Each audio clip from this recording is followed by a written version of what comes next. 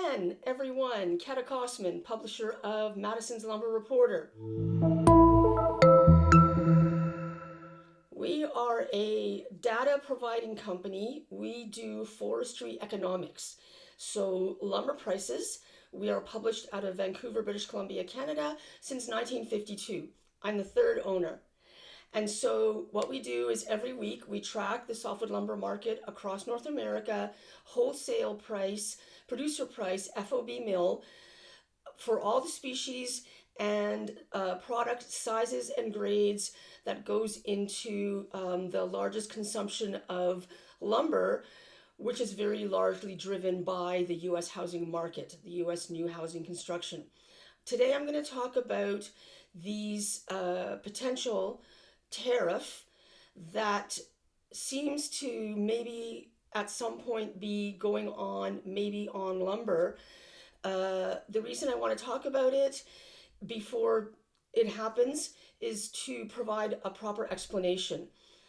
A lot of the, or all of the articles and news that I've seen on this subject, the information is saying, well, we already have a duty, which is a fact. It's approximately 15%, depends on respondent.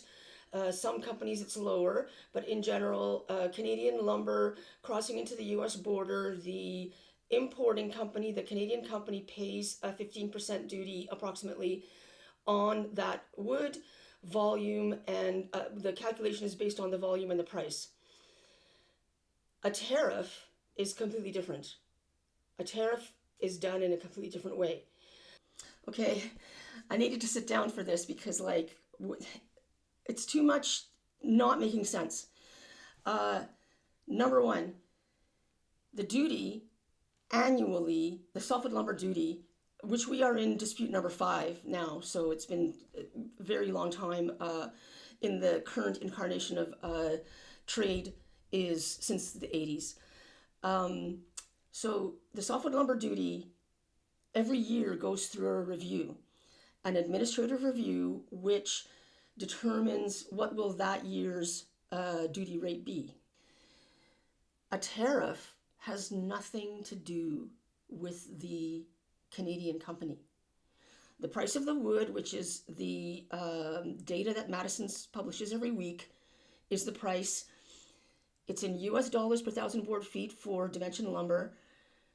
That is the price a Canadian, a Japanese, a US, a European company will pay, because what we report is just the price of the wood.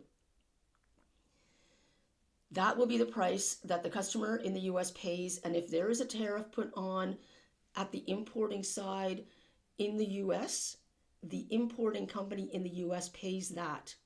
And of course, they are going to 100% pass that cost on to their end using customer. So it's a tax, okay? A couple of days after I made this video, on March 1st, over this past weekend, the White House released 2 executive orders showing you the gist of the first one here, providing until the end of this year a request to various government departments to give information about the import of timber and lumber into the US. They're looking for some data and insight in order to assess the situation, and after that they will decide if there's going to be tariffs.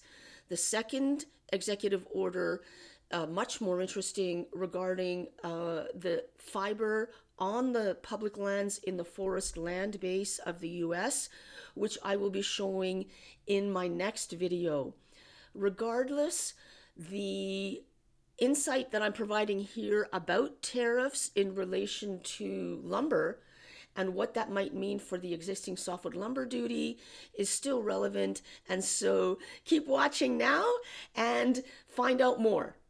I've put links to the executive order in the captions to these videos, and also there's a lot more information on my website, so do check that out to see the full scope of these new things that are happening starting now. Now I get the philosophy of any country wants more of its manufacturing domestically. any country wants to be less reliant on importing from foreign, okay? So I understand that part of it.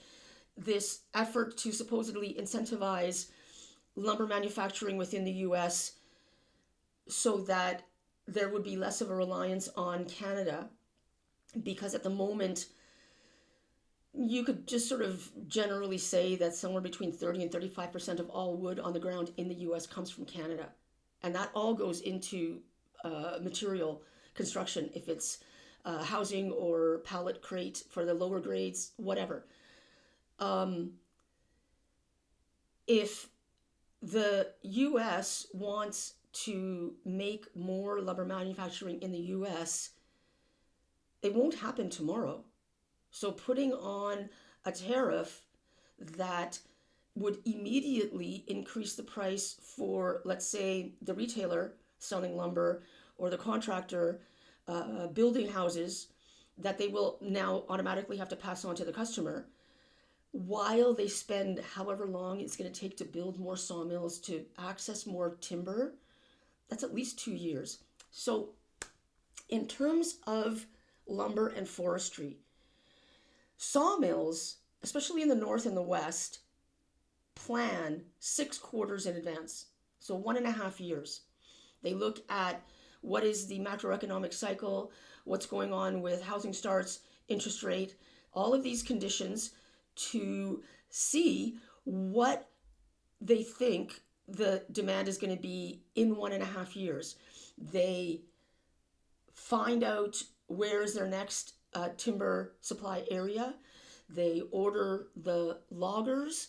They get the logging harvesting equipment into the forest, which is massive equipment. It's not some guy with a chainsaw.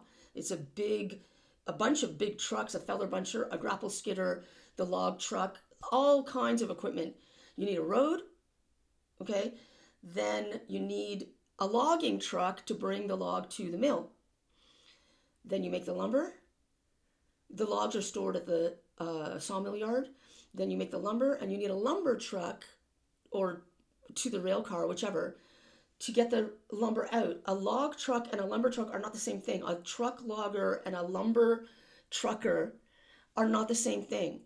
So it's a very extensive process of different contractors, timing, weather, season, the investment that the sawmill makes for all of this to have the feedstock in their yard so that they are ready whenever that's going to be that people are going to start ordering manufactured lumber.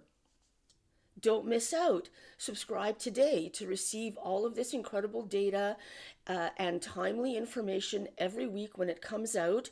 Your competition and colleagues are already subscribing. So if you're new here, I just made some videos that I make regularly about what is the lumber price now that we are at the end of February and we've been able to see the trend line for the early part of this year, and the little bit of increase that just happened last week into the middle of February, which is seasonally around a normal amount of time for lumber sales to start increasing in advance of the spring construction season. Manufacturing volumes are still low. There's a lot of capacity across North America for more lumber to be made.